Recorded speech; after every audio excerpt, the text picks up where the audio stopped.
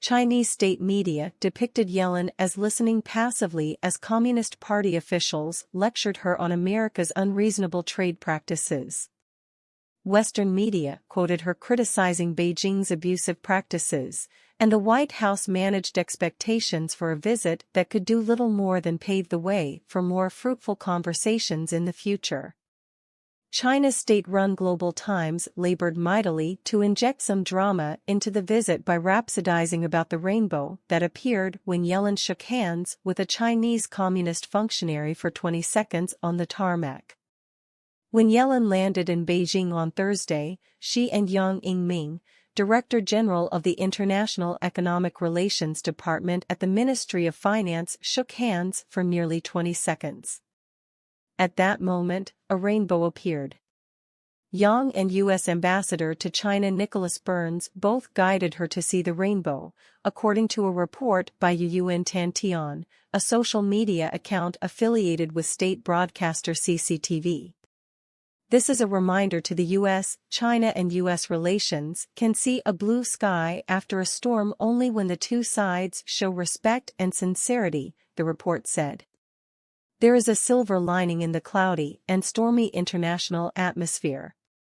It's time for the U.S. to choose between brightness and darkness, a net user posted on Twitter like Sina Weibo on Thursday.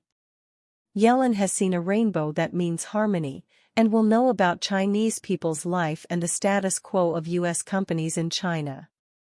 I believe the positive signs will make the U.S. Treasury Secretary think how to improve China-U.S. relationship, Zhou said.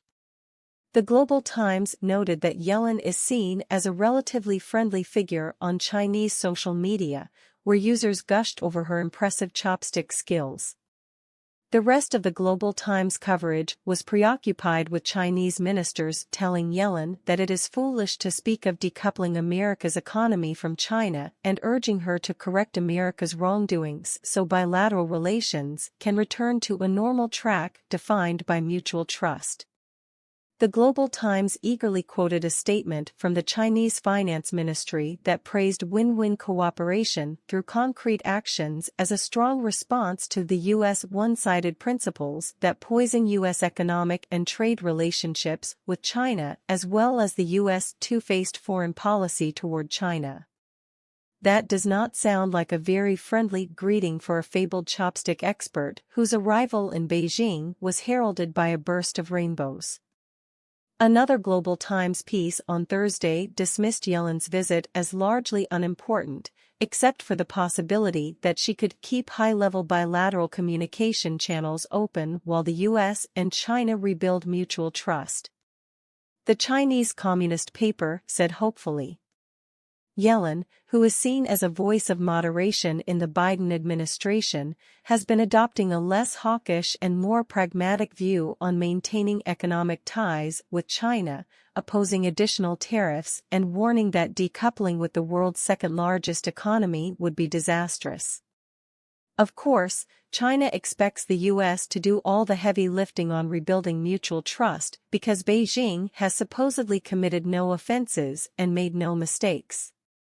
The key issues of discussion for both sides during Yellen's visit would be the cancellation of the U.S. additional tariffs on China, the withdrawal of its 301 investigation into China, and a review of the first phase of the China-U.S. trade agreement.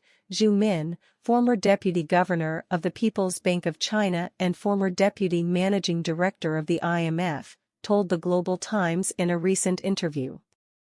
While trade remains the cornerstone of China-U.S. economic relations, the cancellation of additional tariffs on Chinese goods exported to the U.S. is the first issue that needs to be discussed between the two sides, Zhu said. Some experts also believed that Yellen may address the fiscal and financial issues between the two countries, for example, trying to persuade China to refrain from reducing its holdings of U.S. Treasury bonds and instead increase them at the appropriate time to help the U.S. address its own inflation issues. As for the export controls on vital chip manufacturing metals, which China announced as Yellen was departing Washington, the Global Times waved them off as merely a warning shot to the U.S. made necessary by America's insistence on roping in its allies to escalate the chip war and high-tech crackdown against China. The export control shows that if the U.S. dares to infringe the interests of China, China will strike back so as to give the U.S. a hard lesson, huffed Chongyang Institute for Financial Studies senior research fellow Dong Xiaopeng, as the narrative drifted away from rainbows and never-ending handshakes. International outlets like Reuters noted Yellen's approach was conciliatory but not entirely devoid of criticism for China, as she raised concerns about Beijing's anti-competitive subsidies for state-owned enterprises, its formidable barriers to market access for foreigners, and punitive actions against U.S. firms such as the export controls on gallium and germanium. Yellen also implicitly criticized China's new foreign relations law, a menacing package of policies intended to trigger automatic retaliation for any attempt to impose sanctions against China's unfair trade practices, environmental abuses, or human rights violations. The foreign relations law is reportedly making foreign investors nervous about doing business in China at the very moment Beijing is trying to lure them back after years of crackdowns, lockdowns, and viruses that make lockdowns look reasonable. China's sudden decision to begin conducting intrusive audits of foreign financial firms and detaining their Chinese employees did nothing to ease those jitters. Yellen did indeed restate her opposition to decoupling from China, insisting the U.S. seeks only healthy economic competition, but she also defended restrictions on technology exports to China as necessary to protect national security. She said China's punitive actions against American companies made it reasonable for them to become less dependent on China for manufacturing. We will take action to protect our national security when needed, and this trip presents an opportunity to communicate and avoid miscommunication or misunderstanding, Yellen said via Twitter when she arrived in Beijing.